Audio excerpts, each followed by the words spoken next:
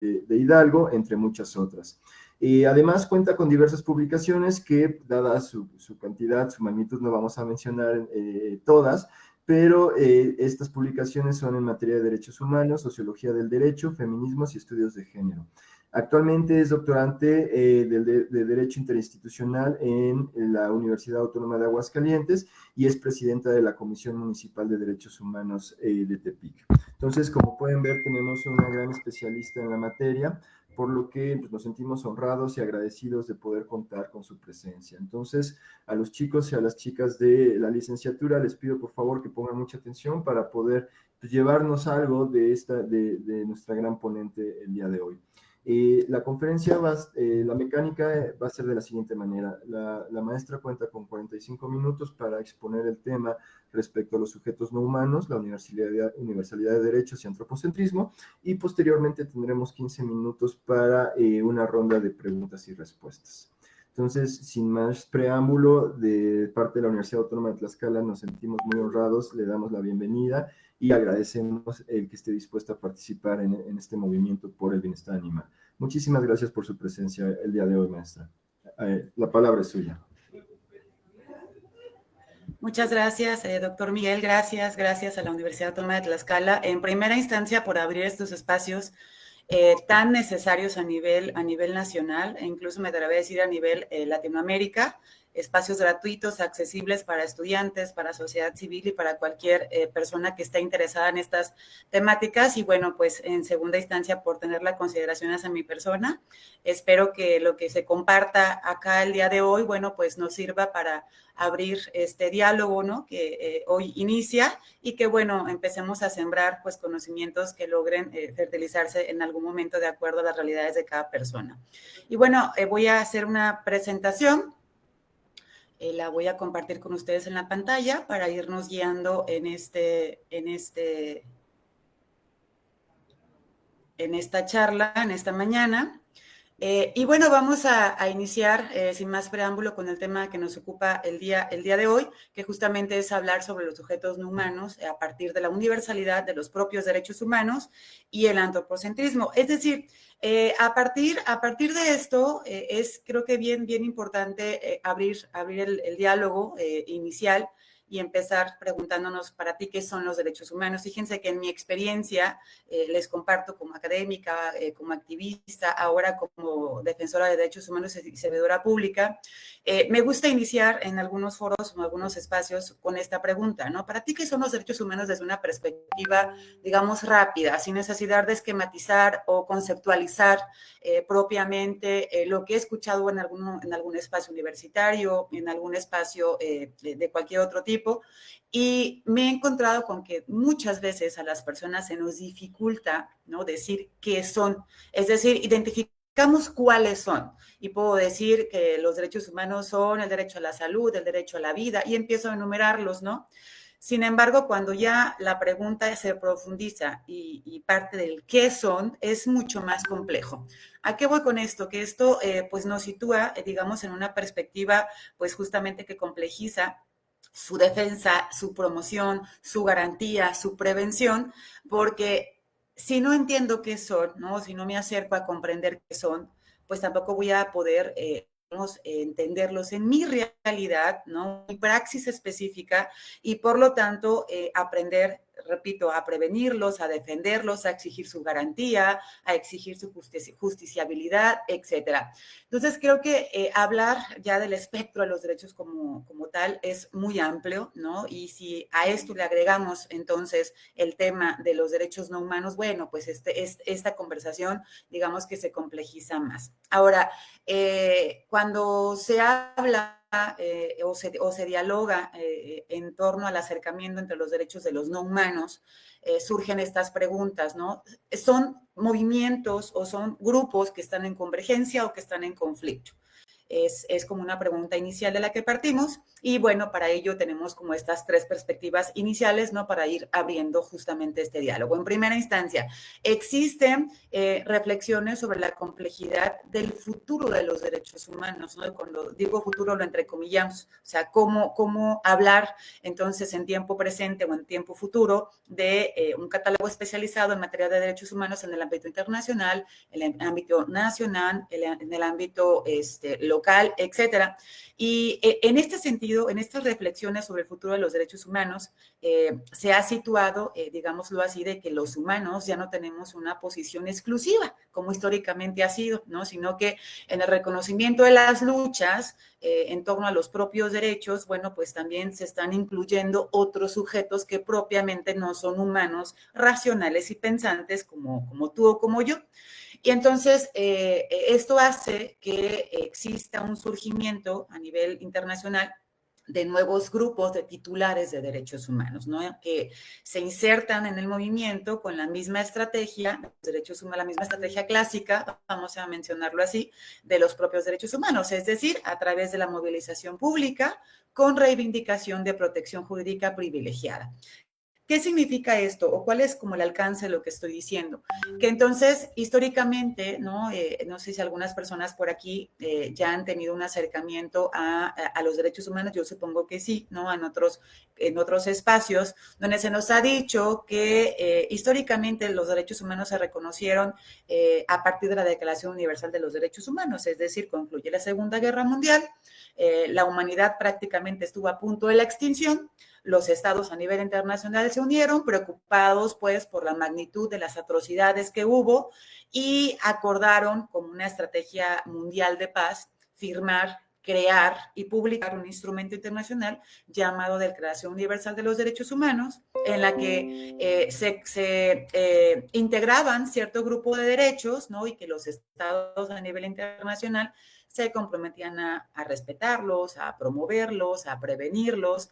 Sin embargo, no se consideró otro tipo de titulares de derechos humanos, solamente las personas como tal, no en estricto sentido. Entonces, y tampoco todos los derechos, es decir, hubo un reconocimiento limitado, ¿no? Por la propia naturaleza del tiempo en el que se sitúa la Declaración Universal de los Derechos Humanos, en donde a través ya de las décadas la movilización pública ha exigido la ampliación y el reconocimiento de nuevos derechos, entonces, sí, con reivindicación de protección jurídica exclusiva. Es decir, que el Estado se comprometa entonces a crear legislación, política pública, acciones que sean progresivas, ¿no? Y que realmente me lleven a mí como persona o como ser humana a que me garanticen cierto grupo de derechos humanos. ¿Sí? Entonces, a partir de ello, nos vamos al punto 3. Hay coaliciones internacionales que se han movilizado justamente con el propósito de promover los derechos de los seres no humanos, de las especies no humanas y de las formas artificiales de vida inteligente a partir de las inteligencias artificiales. Entonces, con esto que estoy abriendo, digamos, el diálogo a partir de este proyecto emancipador de los derechos humanos, ¿no? Que tenía una visión de un mundo mejor y que esta visión fue capturada, repito, de manera inspiradora en 30 artículos de la Declaración Universal de los Derechos Humanos. Entonces, aquí nos podemos preguntar, ¿son necesariamente antropocéntricos estos artículos, ¿no?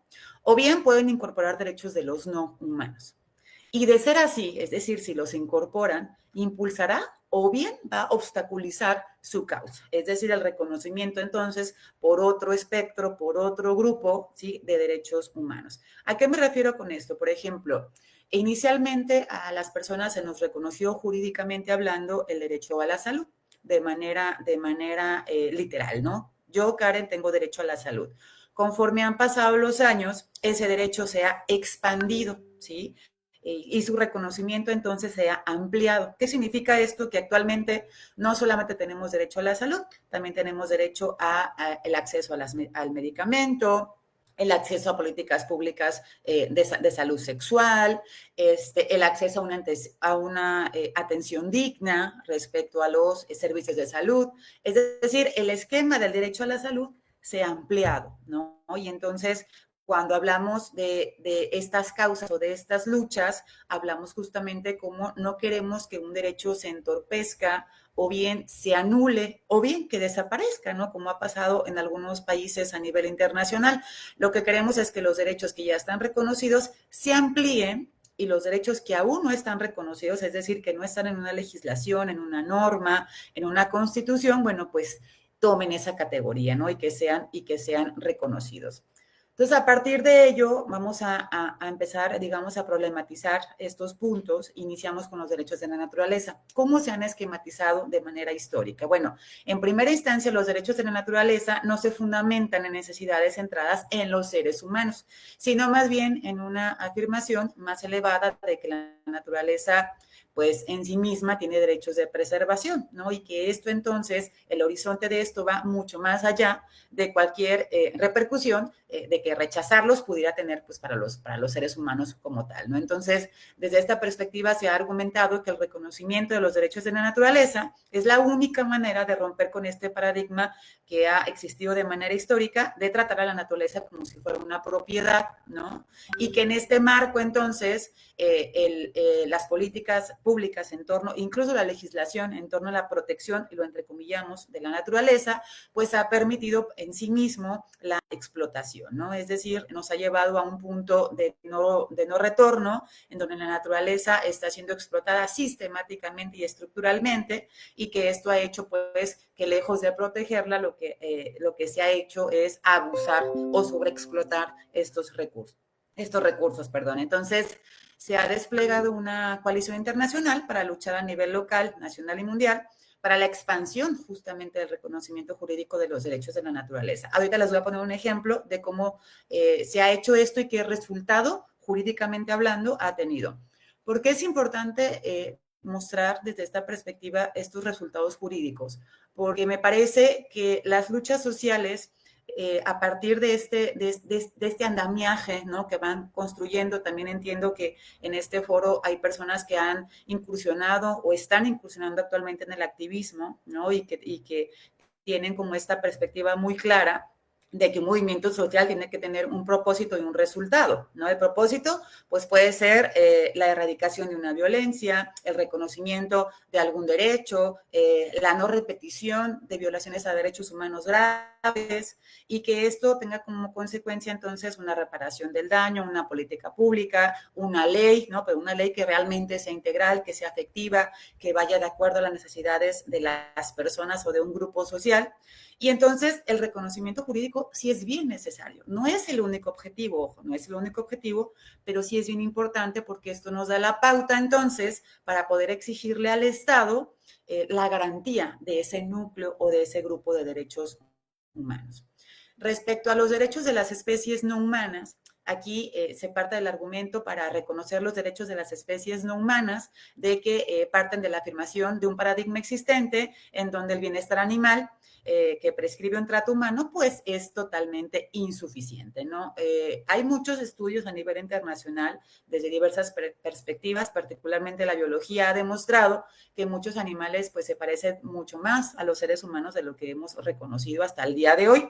Y esto pues ha tenido, digamos, como consecuencia precedentes jurídicos muy importantes a nivel internacional en países como Estados Unidos, como la India, como Argentina, donde algunos animales, como por ejemplo los monos, ¿no? Los chimpancés, han sido reconocidos con personalidad jurídica. ¿Qué significa esto para las personas que no son abogadas o que no están como muy relacionadas al ámbito legal?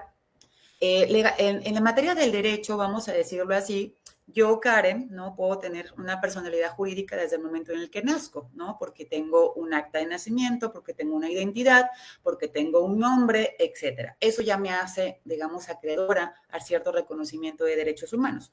Conforme voy creciendo, voy accediendo a otro tipo de derechos humanos. Por ejemplo, a los 18 años, el derecho me reconoce una personalidad jurídica amplia, ¿no? Para otro tipo de acciones. Históricamente, entonces, a los animales no se les había reconocido absolutamente nada, es decir, ni como sujetos de derecho, ni como objetos de protección jurídica. ¿Qué significa esto de objetos de protección jurídica? En el caso de los niños y las niñas, anteriormente, la Ley General de Niñas, Niños y Adolescentes aquí en nuestro país, por ejemplo, los contemplaban como un objeto de protección y que el encargado o la encargada de garantizarles estos derechos, pues eran las personas mayores de 18 años prácticamente, el Estado, la familia, etcétera. Actualmente, tras una reforma integral que se hizo, la Ley General de Niñas, Niños y Adolescentes, las niñas, los niños y adolescentes son reconocidos como sujetos de derecho desde que tienen un día de edad, ¿no? ¿Qué significa esto entonces? Que si un niño o una niña de 10 o 11 años es abusado sexualmente o es víctima de alguna violencia, puede por sí mismo interponer una denuncia. Por supuesto, va a necesitar de una persona adulta, ¿no? Que le asesore, que le acompañe, que lo represente, etcétera. Pero ya, digamos que la perspectiva de cómo se concibe a la niña o al niño ha cambiado. Espero ser clara con esto, pues en estos países, particularmente el que estoy hablando, Estados Unidos, la India y Argentina, ha pasado algo similar en el tema de los animales, ¿no? En donde ya no se les ve como un objeto de protección, sino como sujetos de derecho. Y entonces esto cambia la manera en la que yo, persona, en la que yo, ser humano, voy a interactuar y voy a relacionar con los animales particularmente, ¿no? Y bueno, en ese sentido de la cortina nos da algunas luces para hacer un debate muy interesante porque ya habla de la ética de los animales a partir de las fronteras de la persona. Y dice cómo justamente esto de la ética de los animales pues parte prácticamente de una cuestión moral y emocional de cómo prescribo o cómo concibo yo el bienestar animal, ¿no? Es decir, desde la perspectiva proteccionista, ¿no? Incluso paternalista, por ejemplo, de considerar a los animales como seres indefensos, ¿no? Que yo soy la encargada de promover su bienestar animal. Entonces ella dice que pues esta perspectiva es insuficiente porque los actos de justicia entonces se centran a partir del ser humano como tal y no del animal. Entonces, aquí me parece bien importante situar esto del bienestar animal, ¿no? ¿Cómo lo construimos, cómo lo concebimos desde una perspectiva académica, social, cultural, política, emocional, por supuesto, jurídica, ¿no? Y cómo entonces configuro el maltrato animal. Entonces me voy a preocupar igual por el maltrato que sufre un elefante o me voy a preocupar igual por el maltrato que sufre un gato o una hormiga, ¿no? O el tamaño del animal también importa, o la ternura con la que yo veo ese animal también importa, ¿no? Entonces, esto de la ética de los animales es muy interesante porque nos va aterrizando, digamos, justamente la construcción ética de lo que es el bienestar animal. Y bueno, las formas artificiales de vida inteligente, que aquí actualmente a nivel internacional es donde se está situando el debate más amplio en torno al futuro de los derechos humanos, pues en Europa particularmente se ha abierto el catálogo de derechos humanos a los derechos robóticos, ¿no? En el caso del Parlamento Europeo, por ejemplo, hace algunos años propuso que los robots tengan el estatus de personas electrónicas y se hace una vinculación entre el derecho y la robótica, ¿no? Y en medio, digámoslo así, se atraviesan a los derechos humanos, en este caso a los derechos robóticos. Entonces, aquí entramos a otra perspectiva que aunque no es propiamente, digamos, la materia de este foro, me parece importante también dejarlo aquí, ¿no? Para ir como sembrando estos sesgos, ¿no? E ir guiando un diálogo, un debate hacia estas formas de vida no humanas, ¿vale? Entonces, cuando hablamos de derechos robóticos, entramos a un universo moral de los robots, en donde hay un amplio sesgo legal, académico, social, cultural, sobre los alcances de las inteligencias artificiales, estos nuevos de análisis sobre los derechos humanos y las tecnologías que también tienen muy poco alcance social. Pero ojo, no solamente hablamos de que yo tenga acceso a la tecnología, ¿no? Que yo tenga alcance, sino también al dominio. Es decir, una vez que sí tengo acceso, ¿qué hago con ese acceso? ¿Sí? Reconozco o estoy consciente o estoy informada de las consecuencias que tengo de ceder, por ejemplo, ciertos derechos, ¿no? a las inteligencias artificiales, de darles acceso a mis datos personales, a información confidencial, a información sensible.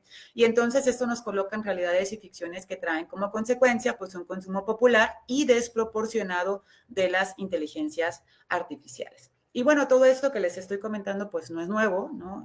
Lo novedoso es, digamos, el grado en que estas reivindicaciones de derechos humanos en cada área se plantean en relación justamente al acceso y al reconocimiento a los derechos. Entonces, desde esta perspectiva, resulta conveniente ampliar la clase privilegiada de los titulares de derechos más allá de los seres humanos, ¿no? Digamos que este foro nos puede dar este punto de partida.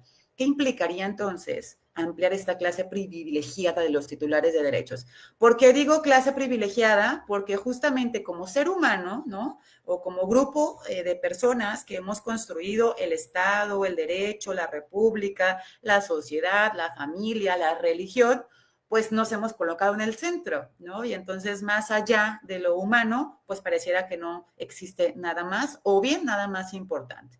Entonces ahora vamos a analizar el alcance de la universalidad de los derechos humanos y lo vamos a contraponer justamente con la perspectiva antropocentrista. Vamos a empezar con el artículo 1 de la Constitución Política de los Estados Unidos Mexicanos, que justamente nos da el ejemplo ideal para entender qué es esto de la universalidad de los derechos humanos. En primera instancia, este artículo nos habla de 3 planos respecto a los derechos humanos. El plano racional, ¿sí? O sea, de que yo soy persona y por lo tanto yo soy la que tengo derecho a tener derechos humanos, lo vamos a decir así. El plano temporal, ¿no? Que los derechos humanos son válidos para un tiempo específico, ¿sí? En un lapso de tiempo específico. Y el espacial, que me sitúa, digamos, en geografías o en contextos específicos. ¿Qué nos dice el artículo 1? Para quien no lo haya leído todavía, nos habla de o qué implicaciones tiene que los miembros de la especie humana, sin importar su sexo, su edad, su raza, su lugar de residencia, nacionalidad, religión, situación económica o cualquier otra condición semejante, gozan de ellos, es decir, de los derechos humanos, y están más allá de cualquier ordenamiento o sistema normativo, reconocidos o no, y por ende son exigibles por todos los seres humanos en cualquier contexto, pues político, jurídico, social, cultural, espacial o temporal. Ojo aquí, pues aquí está la trampa, vamos a decirlo así, de esta universalidad que lo que está haciendo es darnos una visión totalmente antropocentrista. ¿Por qué? Porque dice que son exigibles por todos los seres humanos. Y entonces esta universalidad habla de que cualquier persona, sin importar dónde nazca, ¿sí? En qué condiciones nazca o cuáles sean sus condiciones sociales como tal, pues número 1 tiene acceso a estos derechos humanos, ¿no? Estén reconocidos en un ordenamiento legal o no. Y número 2, puede exigir, ¿sí? Ese reconocimiento a partir de un contexto específico, lo que entonces deja fuera a cualquier otro ser, ¿no? Entonces el antropocentrismo lo que viene a hacer es configurar esta corriente filosófica que ya tiene muchos años, en donde surge a partir del pensamiento occidental, eurocentrado por supuesto, que coloca al ser humano y ojo también antropocentrado, ¿no? Y androcentrado, perdón, donde coloca al ser humano, al hombre como tal, al varón, como centro y medida de todas las cosas, ¿no? Entonces, cuando decimos como centro y medida de todas las cosas, también hablamos de que cuando se crean a los derechos humanos, al derecho, a la sociedad, al Estado como tal, pues se crea a partir de esta perspectiva masculina, ¿no? Y entonces también se van creando estos vacíos en donde las mujeres, donde los seres no humanos, pues hemos entrado de manera forzosa, ¿sí? De manera obligada, justamente a partir de reclamos sociales, a partir de movilizaciones, a partir de luchas sociales, ¿sí? Donde hemos exigido también estar situadas en ese centro. Y esto ha tenido como consecuencia que actualmente nos encontremos principalmente en Latinoamérica con democracias hegemónicas pues muy estructuradas de manera similar, ¿no? Y que entonces podemos identificar en algunos países latinoamericanos algunas similitudes en estas democracias y que parten justamente de estos sesgos, ¿no? Pues nos encontramos ante democracias desigualitarias, discriminatorias, patriarcales, heteronormadas, consumistas y mercantilistas, antisustentables, corruptas, expansionistas, fascistas y por supuesto excluyentes antropocentristas, ¿no? Situadas solamente en el ser humano.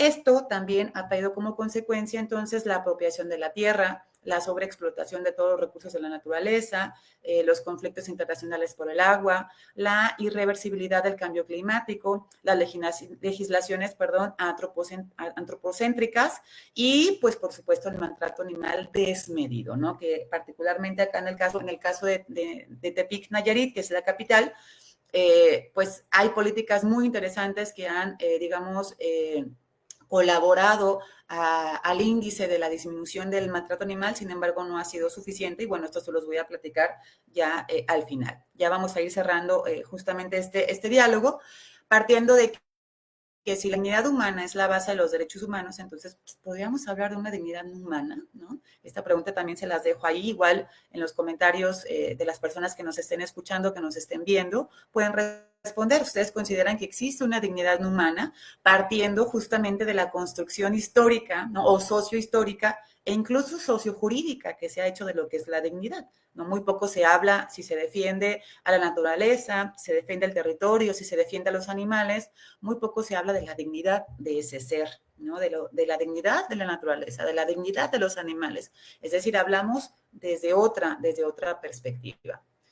Ahora, algunos ejemplos, particularmente la Constitución de Ecuador, en su artículo 10, ha reconocido la naturaleza como sujeta de derechos humanos, pues dice que la naturaleza será sujeta de aquellos derechos que le reconozca la Constitución.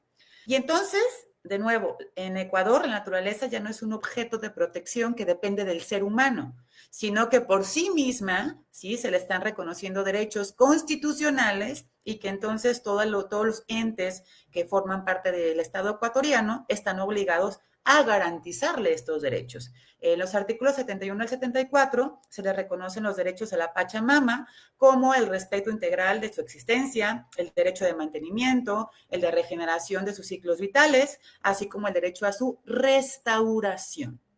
Esto, por supuesto, que cambia el diálogo en torno a los derechos de la naturaleza, por ejemplo, ¿sí? Porque entonces yo, como ente que forma parte de la sociedad, que forma parte del Estado, que forma parte de la comunidad, estoy obligada entonces, ¿sí?, a el respeto integral de la existencia de la naturaleza, al derecho a su mantenimiento, a la regeneración de sus ciclos vitales y a su restauración. Entonces, con pequeñas acciones puedo ir contribuyendo a esa perspectiva. En México, por ejemplo, en materia de los derechos de naturaleza que tenemos, pues prácticamente nada, ¿no?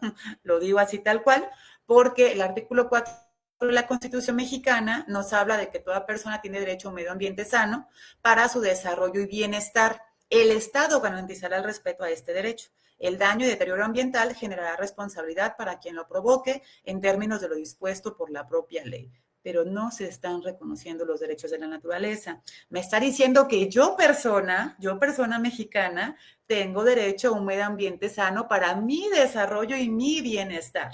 Es decir, de nuevo, es un artículo que está totalmente situado a poner en el centro a la persona como tal, ¿verdad? Entonces, por eso no se está garantizando ningún tipo de derechos. Entonces, ¿qué significa esto de cambiar la mirada de esta visión antropocéntrica? Pues la Corte Interamericana de Derechos Humanos nos da la otra cara de la moneda, que es el enfoque ecocéntrico, un enfoque ecocentrista de los derechos humanos. ¿Qué significa esto? El ecocentrismo parte de tener una visión integral, una visión holística respecto a los sujetos de derecho y a los bienes jurídicos que están en juego. Es decir, no solamente son los objetos o los sujetos que son, objeto de protección del derecho, sino aquellos sujetos que también tienen derechos como tal, ¿sí? Y que también forman parte de los bienes jurídicos que están en juego al momento del reconocimiento, el acceso, la promoción y la garantía de los derechos humanos. Entonces, desde esta mirada, hay un papel activo de la naturaleza, de los seres no humanos, en relación a los derechos humanos y a los seres humanos como tal. Entonces, la Corte Interamericana de Derechos Humanos pues ha producido bastante teoría, bastantes documentos que también nos pueden ayudar para formar una política pública integral en una universidad, en un municipio, en un estado, ¿sí? Y que esto nos lleve entonces a armonizar y ampliar la definición del sujeto humano. y que nos alejemos de esta mirada antropocéntrica y que entonces también coloquemos junto a los derechos humanos a los seres no humanos o a los derechos no humanos como tal. Entonces, la Corte nos invita a hacer una instrumentalización de elementos entre lo que es el bioderecho y los derechos humanos, es decir, cómo integramos las formas de vida que compartimos en este planeta llamado Tierra, sí, cómo los integramos y los armonizamos en torno al acceso a los derechos como tal. Y claro, pues esto en teoría puede parecer muy fácil, ¿no? Sin embargo, en la práctica, pues sí goza de ciertas complejidades, pero estoy totalmente convencida de que se puede hacer. ¿Por qué lo digo? Porque aquí en Tepic les platicaba, pues hay política pública estatal en donde sujeta de cierta obligación a los municipios a crear políticas de bienestar animal, ¿no? En el caso de Tepic, por ejemplo, es el único municipio a nivel estatal que cuenta con un centro de bienestar animal. Este centro de bienestar animal, pues se hizo pues con recurso municipal justamente, no es un refugio como tal, sino más bien es un santuario, ¿no? Que fue creado con el objeto de proteger a animales en situación de maltrato. Entonces, hay dos maneras de instrumentar esta política pública y de acceder a ella. La primera, pues, es justamente la presupuestación, ¿no? Como el municipio también sitúa en el centro de la política pública municipal a los seres no humanos y aleja también desde esta perspectiva situar 100% a las personas, digámoslo así. Esto por supuesto que no es fácil, ¿no? Cuando se creó el Centro de Bienestar Animal acá, hubo cierto reclamo de algunos grupos sociales que decían, es que ¿por qué le invierten a los animales? ¿Por qué gastan, ¿no? Para crear un centro de bienestar animal cuando ese presupuesto se puede invertir en otra cosa, en arreglar las calles, en otro tipo de obra, ¿no? Sin embargo, pues esta perspectiva de la presidenta municipal, me parece súper importante, ¿no? Porque sitúa también en el centro de la política pública, en este caso particular, a los animales, ¿no? Y entonces, a partir de una denuncia pública en redes sociales, una denuncia en las fiscalías sobre maltrato animal, hay una policía canina que se encarga de rescatar, por ejemplo, a perritos, a gatos, a caballos, incluso también se han tenido casos de atención, ¿no? Para resguardar a los animales en lo que se busca la forma de garantizarles el acceso en primera instancia a la vida, en segunda instancia a la salud y a condiciones de vida dignas, ¿no? En el caso de los caballos, pues no es tan fácil tenerlos en el Centro de Bienestar Animal,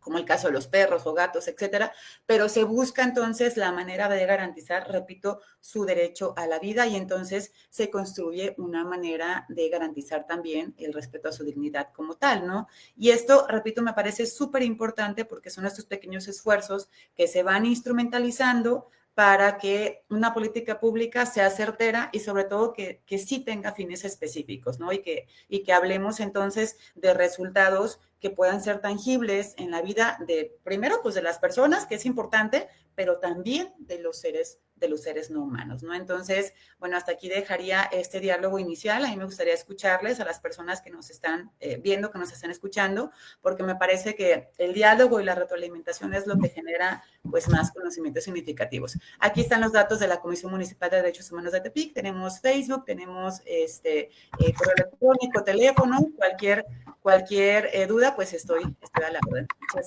gracias.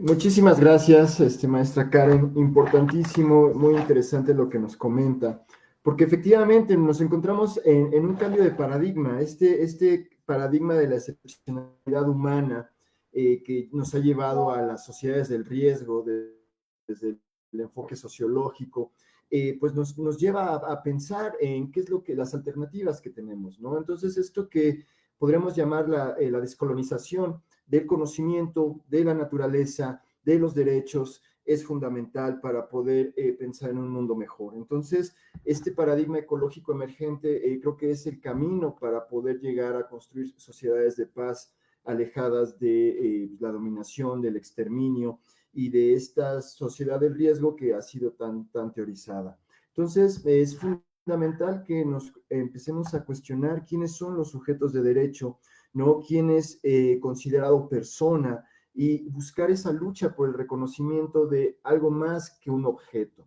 Entonces, esta separación entre sujeto hombre heteronormado, patriarcal, frente al objeto, que puede ser la naturaleza, puede ser la mujer, que pueden ser los migrantes, que pueden ser todos estos grupos vulnerables, ya no se sostiene más. Entonces, es por eso que es tan pertinente y tan interesante lo que está postulando en esta conferencia y que pues, nos invita a reflexionar a cómo poder abrir ese diálogo para saltar de esa consideración de objeto a la naturaleza, algo que incluso ha llevado a pensar que la naturaleza no existe más, que ahora es un medio ambiente y después es un aspecto socioambiental, ¿no? Y que, bueno, nos pone en riesgo a todas y a todos.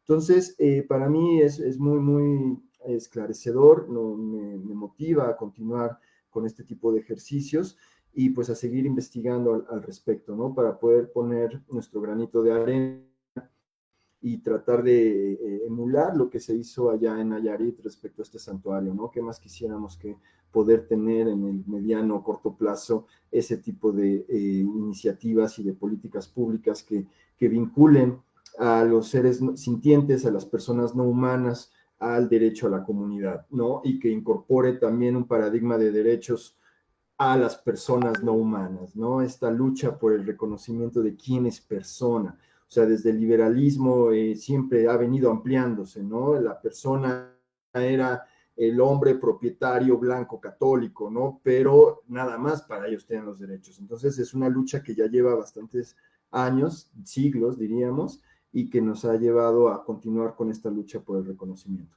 Pero bueno, podríamos platicar mucho al respecto. Espero que podamos encontrar nuevos eventos para poder intercambiar ideas, pero por lo pronto yo voy a soltar un poquito el micrófono y abrir el espacio a las preguntas que tendrían los estudiantes. Entonces, si alguien tiene alguna pregunta, algún comentario a nuestra excelente ponente, por favor, hacerlo llegar al chat. Vamos a estar atentos. Igual, si alguien quiere comentar algo, el micrófono es de ustedes. Muy bien, entonces nos comentan, Brian Vázquez dice, es importante reconocer a los animales como seres sintientes y portadores de derecho. Las condiciones de estos seres en la mayoría de los casos son desfavorables y se objetivizan como recurso para el humano. Celebra este tipo de actividades que son importantes en pro del bienestar animal y su protección. Entonces, aquí lo importante sería ver cómo es que este tipo de acciones se traducen en leyes, en políticas públicas, ¿no? Entonces, digamos, ¿qué podríamos hacer para impulsar esa agenda al interior de los tomadores de decisión? Esa sería la primera pregunta. Gracias. Creo que esa es la pregunta principal que me hacen en diversos espacios, ¿no? ¿Qué hacer? Pues a partir de que ya logramos tener como conciencia del problema, ¿no? Pues ahora cómo tratamos de erradicarlo, digámoslo así. Y yo siempre hablo de situarnos en la realidad, sí ser ambiciosos, pero también dar pasos certeros, ¿no? Me parece súper importante el litigio estratégico en materia de derechos humanos, que no es la defensa de los derechos humanos simple, vamos a decirlo así, sino que nos ofrece un esquema de defensa de derechos humanos amplio y que muchas veces, sobre todo las personas que están en los activismos, en la sociedad civil, no conocen. Me parece súper importante que las agendas en cualquier rubro vayan acompañadas de litigio estratégico. ¿Qué significa esto? En primera instancia, identificación del problema. Aquí ya lo tenemos súper identificado, para eso está este foro, ¿no? La necesidad de crear política pública, legislación, acciones específicas, atenciones integrales, prácticas sustentables en materia de protección animal, por ejemplo. ¿Cuál sería entonces el siguiente paso? Pues reconocer a aquellos actores específicos, ¿no? Que son principales. En el Congreso del Estado, por ejemplo, tenemos diputadas, diputados que pueden ser aliados, aliadas. En las comisiones de derechos humanos, buscar la figura de los ombudsperson, que también pueden ser figuras aliadas. En las instituciones académicas, ¿no? Donde se crea justamente el conocimiento, donde se crean estas perspectivas críticas, nos pueden dar los argumentos los argumentos sociológicos, por ejemplo, en este caso, junto con los argumentos jurídicos, ¿no? Porque es bien importante romper el paradigma legal con precedentes. Me parece súper, súper importante. Y por supuesto, esto tiene que ir emparejado de la movilización social. Entonces, las mesas de diálogo funcionan muchísimo acá en Tepic, han funcionado muy bien. Claro, tiene que haber apertura del Estado sí o sí. Y cuando digo apertura del Estado, me refiero a todo el aparato del Estado, no a nivel de la entidad federativa, a nivel del municipio, cualquier ente, vamos a decirlo así, que esté en el servicio público. Y para eso, pues, la sociedad civil tiene un papel fundamental y la academia también, ¿no? Que es convencer y decir, mira, tú no tienes conocimiento de esta materia, bueno, aquí está lo que yo he vivido, lo que yo he defendido, lo que me atraviesa, lo que me importa, ¿no? Y por lo tanto te lo comparto, porque pues tu perspectiva o tu visión, tu paradigma, tu horizonte, pues es distinto al mío, ¿no? Entonces, me parece que estas agendas tienen que ir impulsadas de todos estos elementos y el principal que diría yo a la par de la movilización social, pues es la difusión en medios de comunicación, ¿no? O sea, tenemos que pues, hacer mucho ruido, Claro. porque a veces solamente así voltean a ver las causas sociales, ¿no? Sobre todo de temas, y perdón que lo diga así, de temas que no son importantes para el Estado, ¿no? O sea, los derechos no humanos no son importantes para el Estado. Las mujeres no somos importantes en muchos esquemas, ¿no? Entonces, es importante ponerlos ahí en el centro, ¿no? Darles, digamos, como este valor y decir, mira, sí son importantes por esto y por esto y por esto, y colocarlos ahí en el centro. Entonces, hay a nivel nacional organizaciones de la sociedad civil que trabajan de manera gratuita promoviendo estas acciones jurídicas que van a incidir de manera transversal en la sociedad, en la comunidad, en el gobierno, en la legislación, en todo tipo de esferas, ¿no? Entonces, solamente, pues, es, digamos, tallerear este tipo de acciones para que también sean acciones como muy sólidas. Espero haber sido clara, doctor. Por supuesto, sí, no, la toma de conciencia, ¿no? Esta construcción de sinergias es fundamental, ¿no? Para poder llegar a los tomadores de decisiones. Entonces, ahí la incidencia también pasa por muchas trincheras, desde la academia, pasando por las propias activistas, los propios defensores y defensoras. Entonces, creo que es una tarea muy importante que hoy en día cobra otra importancia en la cuestión de las redes sociales. Por ejemplo, esto que comentaba, ¿no? De por qué invierten en los animales, tapen los baches, todo esto, ¿no? Hacer entender que no son excluyentes, ¿no? Entonces, creo que quedó muy claro que el camino tiene que ver con el desarrollo de una sociedad organizada que lleve a la toma de conciencia respecto a qué otro mundo es posible. Entonces, pasemos a la siguiente pregunta. Tenemos otras 3 preguntas. Una implica, una me dice, ¿qué significa que Pachamama sea un sujeto de derechos? ¿Y qué implica? ¿Y cómo se relaciona con el concepto del buen vivir? Esa sería la primera pregunta. Me imagino que buscaría también cómo poder llevar este ejemplo de Ecuador a nuestras latitudes. Tenemos otra que son un poco más prácticas. Dice, si mi municipio puso una perrera y la ocultó diciendo que es de bienestar animal, lo cual al indagar sobre ello me rechazan las respuestas y tiempo después esas personas y carro que ocupaban como perrera ahora lo ocupan como protección civil, ¿qué puedo hacer? Y la siguiente, ¿cómo hacer llegar estos planteamientos sobre los derechos no humanos en el sector educativo a todos los niveles? ¿No? Entonces, si quiere atendemos esta ronda de preguntas, ¿no? La primera, repito, ¿qué significa que Pachamama sea sujeto de derechos y qué implica y cómo se relaciona con el concepto de buen vivir? La segunda tiene que ver con qué pasa si en mi municipio se puso una perrera y se ocultó diciendo que es de bienestar animal y que al indagar no le rechazan respuestas, no le responden y que tiempo después las mismas personas y el coche que ocupaban como perrera ahora lo ocupan como protección civil. ¿Qué se puede hacer? Y la tercera es cómo hacer llegar estos planteamientos sobre los derechos no humanos en el sector educativo a todos los niveles. Gracias. Voy a tratar de ser muy específica. En primera instancia, ¿qué significa esto de la Pachamama que sea sujeta de derechos? Como lo comentaba en lo que estaba diciendo, fíjense, la ambivalencia o la contraposición que tiene el artículo 4 de nuestra Constitución, donde dice que yo tengo derecho al medio ambiente, ¿no? Para mi desarrollo y mi bienestar, y el artículo de la Constitución de Ecuador, que dice que la Pachamama se le reconocen todos los derechos de la propia naturaleza como tal, ¿no? Y habla del derecho en varias perspectivas, vamos a decirlo así.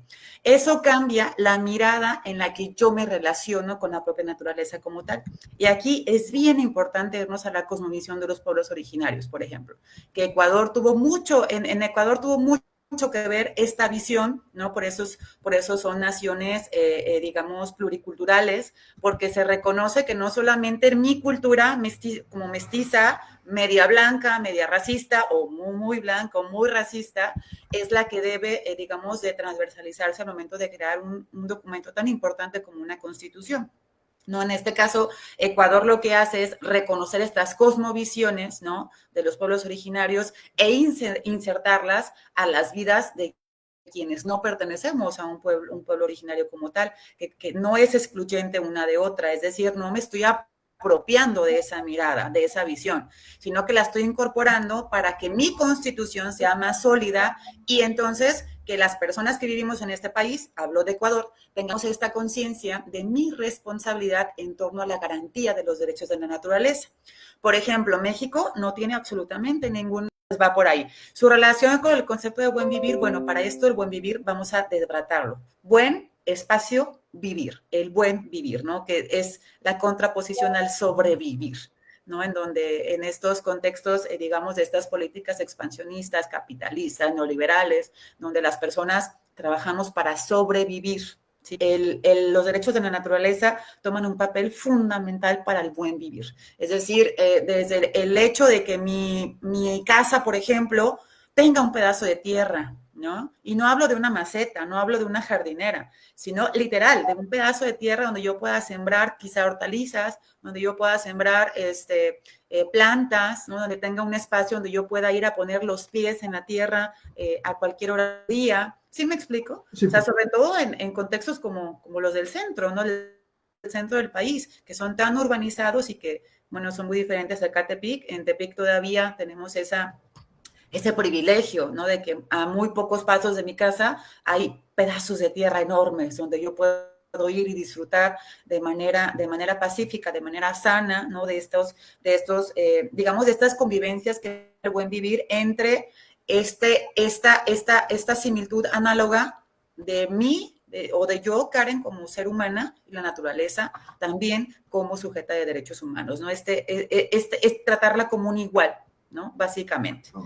Respecto a lo de la perrera oculta, que bueno, lo resumo así el tema, es bien importante el tema de las quejas ante las comisiones de derechos humanos. Desgraciadamente, no todas las entidades federativas tienen comisiones municipales, ¿no? Que me parece que juegan un papel fundamental porque en el caso de Tepic, pues la comisión municipal pues tiene mucho acercamiento, digamos, a la sociedad, ¿no? Porque pues es municipal. Aquí también en Tepic está la Comisión Estatal de Derechos Humanos, pero sabemos que la Comisión Estatal pues se encarga de todos los municipios como, ¿no? Entonces, me parece bien importante en el caso de la persona que comenta esto, que si la solicitud no fue la adecuada por parte del ayuntamiento, la secretaria del ayuntamiento, quien haya respondido la solicitud, que se empiecen a promover entonces otras acciones. Repito, es bien importante acceder a las vías que nos da el propio Estado. Entonces, tengo que hacer una queja ante derechos humanos para señalar esta omisión por parte del ayuntamiento. Segundo, visibilizar el problema a esquemas públicos. Es decir, si ya tenemos el observatorio de protección animal, o no sé si el nombre está bien dicho así, llevar el tema también al observatorio, ¿no? Que se empieza a indagar un poco más de qué pasó, qué se hacía en la perrera, y si realmente era perrera en el estricto sentido como las conocemos, ¿no? Que sacrificaban animales, pues entonces, ahora, ¿por qué esta protección civil ahí? ¿Sí me explico? Empezar a indagar y a indagar. Y a la par de las investigaciones, pues también, repito, hacer acciones estratégicas que incidan al interior del municipio. Eso es bien importante. Algún agente específico tiene que haber ahí adentro que sea mi aliado. Alguien, ¿no? Un director, una directora, o sea, no sé, alguien que yo pueda a través de esta persona apoyarme para llenarme como de más más datos. Y al final, pues promover mesas de diálogo, que actualmente la mesa de diálogo tiene más resultado que una movilización social, ¿eh? Ojo, no digo que la movilización no sea importante, claro que es súper, súper importante, pero repito, siempre tenemos que tener como una serie de pasos bien organizados. Y entonces, ¿por qué también no promover una mesa de diálogo, no? Y en esa mesa de diálogo visibilizar estos problemas y hacer, pues, una exigencia, ahora sí, directa. Y bueno, esto de cómo transversalizar estos conocimientos a las agendas educativas, híjole, pues ahí es donde creo que está uno de los conflictos más, pues más grandes. Sabemos que las secretarías de los servicios públicos de los estados pues tienen agendas muy específicas y pues realmente el tema de los derechos humanos tampoco es de su interés, ¿no? Por ejemplo, apenas se están insertando los temas de la diversidad sexual, ¿no? Apenas se habla de las familias lesbomaternales, de familias homoparentales, apenas se está hablando de eso, ¿no? De que una familia no es la integrada por mamá, papá, hijo o hija, ¿sí? Que hay muchos tipos de familias. Entonces, insertar, digamos, esta otra perspectiva, pues debería de ser parte del quehacer diario, ¿no? Entonces, yo propondría irnos directamente a las escuelas amigas, es decir, la escuela de mi barrio, la escuela de mi colonia, la primaria, la secundaria, y empezar por esos pequeños espacios. Estoy convencida que los derechos humanos empiezan así, ¿sí? O sea, que a partir de que yo soy consciente de cómo los puedo defender y promover, me voy a ir a esos pequeños espacios, ¿no? Entonces puedo empezar con la escuela de mi colonia, ¿no? Y que en esa escuela entonces haya seminarios, haya algún día, ¿no? De la protección animal, por ejemplo, que las niñas, los niños, las personas adolescentes empiezan a tener esta conciencia, y si logramos sembrar esta semillita en 10 personas, bueno, pues ya empezamos, ¿no? Ya empezamos, y eso me parece súper importante. Es decir, antes de irnos a una estrategia integral que abarque a todas las escuelas del Estado, que es más complejo, pues podemos empezar por estos pequeños espacios, que sí se puede, ¿eh? Acá en Tepic lo hacemos mucho y también nos ha funcionado. Claro, muchísimas gracias. Sí, es importantísimo cómo se van generando los movimientos sociales, ¿no? Cómo se van sumando esfuerzos, cómo se va buscando incidir en la agenda, ¿no? Entonces, creo que se ha hecho mucho, todavía hay mucho por hacer, pero efectivamente comenzamos micromovimientos que van a ir generando mayores cambios. Tenemos más preguntas, vamos a seleccionar algunas para no abusar de su tiempo. Hay algunas que parecen bastante interesantes y que pueden abrir mucho el debate. Nos comentan, desde su perspectiva, ¿existe alguna relación entre la violencia machista y el maltrato animal? ¿Por qué? Dice, es que me lo acabo de escribir, no, me lo acabo de transcribir, dice, ¿por qué hay más maltratadores hombres y la mayoría rescatistas son mujeres, ¿no? Tratando de parafrasear la redacción con la que se escribió, ¿no? Finalmente también tenemos un comentario, dice, la tarea es muy larga y compleja porque nuestras sociedades son mayoritariamente especistas, sin embargo el cambio empieza por uno mismo y sumando esfuerzos cada vez seremos más. Totalmente de acuerdo al respecto. Finalmente tenemos otra pregunta que nos hacen llegar desde Apizaco, desde una organización protectora, es ¿qué costos genera para el gobierno y la sociedad el rescate, atención médica y rehabilitación de animales maltratados? ¿Cómo afecta el maltrato y abandono animal a la economía local? Por ejemplo, la sobrepoblación de perros, gatos callejeros, problemas de salud pública, accidentes, contaminación. Y finalmente, ¿cree que invertir en campañas de esterilización y concientización es más económico que enfrentar las consecuencias del abandono animal? Y también nos comenta un estudiante, dice Carlos, ¿cómo hacer llegar estos planteamientos sobre los derechos no humanos en el sector educativo a todos los niveles? Bueno, creo que eso ya se respondió, ¿no? O sea, previamente. Entonces, nos quedamos con esto, ¿no? Desde una perspectiva, ¿existe alguna relación entre la violencia machista y el maltrato animal? ¿No? ¿Por qué los mayores agresores de animales son hombres y la mayoría de los rescatistas son mujeres desde su perspectiva? Y finalmente la pregunta que hizo la compañera de Apizaco respecto a los costos, esto que comentaba, qué costos genera para el gobierno y la sociedad el rescate, atención médica y rehabilitación de animales maltratados, cómo afecta el maltrato y abandono animal a la economía local, y si considera que invertir en campañas de esterilización y concientización es más económico que enfrentar las consecuencias del abandono animal. Entonces creo que con esta ronda cerraríamos las preguntas, responde y hacemos entrega de la constancia virtual y con eso cerraríamos el evento. Gracias. Híjole, qué preguntas tan interesantes, ¿eh? Me encanta, me encanta. Y qué bueno que desperté como esta chispita en ustedes. Bueno, primero, hay una relación súper directa entre la violencia machista y el maltrato animal.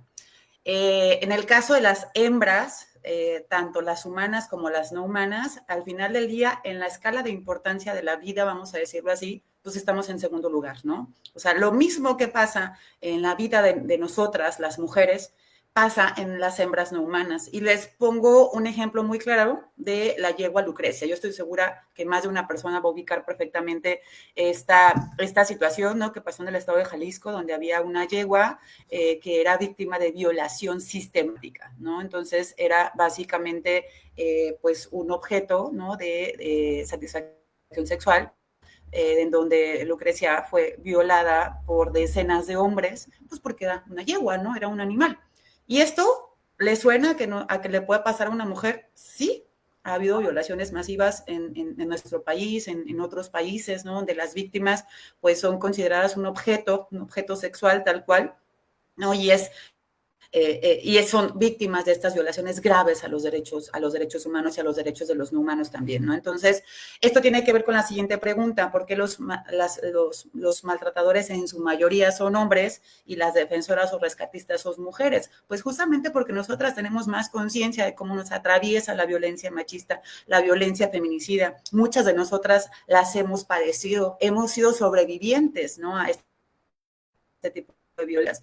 O bien las luchas nos atraviesan de manera directa. Y entonces no es casualidad que, por ejemplo, en México, las buscadoras de personas desaparecidas sean las madres, las hermanas, ¿no? Y que sean las que no se cansan y que van desde Ciudad Juárez hasta Chiapas buscando a sus familiares, y que entonces quienes rescatan a los animales maltratados con sus propios recursos, con sus proporciones en las propias casas, pues también sean las mujeres, ¿no? Porque somos, número uno, sobrevivientes de la violencia. Número dos, somos conscientes de cómo estas situaciones nos atraviesan de manera directa y tenemos, digamos, esta capacidad pues no de empatía, no me gusta mucho hablar de empatía, sino más bien de otredad, ¿no? De reconocer lo que está viviendo ese otro ser, ¿no? De preocuparme naturalmente por el bienestar de ese otro ser, y aunque no tenga recurso, que muchas veces así es, no me importa que viva en una casita de cartón, darle de comer tortillitas remojadas, yo no sé, pero tratar de que esa vida, ¿no? También importe, ¿no? Y si importa para mí, es suficiente. Entonces, esto nos coloca de nuevo en este esquema, en este esquema de esta estructura androcentrista, patriarcal, ¿sí? Donde las hembras, repito, humanas y no humanas, no somos, ¿no? Y entonces van a tomarnos desde cualquier perspectiva. Y generalmente, pues tristemente, los maltratadores, los agresores, en su mayoría, no voy a generalizar, ¿no? Porque luego hay comentarios ahí de, no, todos somos así. Sí es cierto, no vamos a generalizar, pero lo dice el INEGI, lo dicen muchas encuestas a nivel internacional, siempre en su mayoría los maltratadores, los agresores, pues son los hombres como tal, ¿no? Los costos de los rescates para los gobiernos y para la sociedad respecto a las atenciones al bienestar animal, a las lesiones de los animales. En realidad no son altos, me atrevería a decirlo así. Por ejemplo, en el caso de Tepic, que cada día incrementan, por supuesto, el número de animales rescatados, ¿no? Y que, por supuesto, hay un presupuesto anual ya esquematizado y pues no se puede rebasar, ¿no? Entonces, lo que hace la presidenta municipal, pues es, digamos, allegarse de otras estrategias. Por ejemplo, pedir la colaboración de los propios entes municipales para la donación de alimentos. Es un ejemplo, ¿no? Buscar veterinarias aliadas que puedan, digamos, colaborar en la atención del bienestar animal. Y entonces hay organizaciones que colaboran de manera pro bono, ¿no? Para atender el caso, por ejemplo, de un perrito rescatado, bla, bla, bla. O sea, ¿me explico? Entonces, el hecho de decir, no, es que no tenemos presupuesto, ¿con qué lo vamos a hacer? Eso ya de manera automática me está diciendo, no quiero, no puedo, no. Entonces, el punto es ir por el sí y buscar esas estrategias, ¿sí? Que sobrepasan estos costos. Porque evidentemente, hablando a nivel estatal, el municipio es el ente más precarizado, ¿no? Pero esto no limita, repito, que estas políticas públicas sean efectivas y que sean certeras. Las campañas, ¿cómo afectan las campañas de esterilización? A ver si entendí bien. En torno a la salud pública, a la economía local. Bueno, creo que voy a tratar de englobar esas dos preguntas en una sola. Acá en Tepic se han realizado campañas de esterilización gratuitas o campañas de esterilización a bajo costo, ¿sí? ¿Esto ayuda? Sí, sin duda. Yo conozco a muchos rescatistas independientes o organizaciones de la sociedad civil animalistas que lo que hacen, sobre todo las rescatistas independientes, es aprovechar estas campañas pues para llevar a 10 gatos, ¿no? Llevar a 11 perros, y se buscan las maneras de trasladarse, se apoyan a través de recursos de otras figuras aliadas, ¿no? Que les apoyen al traslado, a los cuidados, etcétera, que tampoco es fácil. Y por supuesto que la sobrepoblación de animales sí afecta a la economía local, ¿no? Y acá en Nayarit, perdón, en Tepic particularmente, pues sí hay un rechazo a los animales callejeros.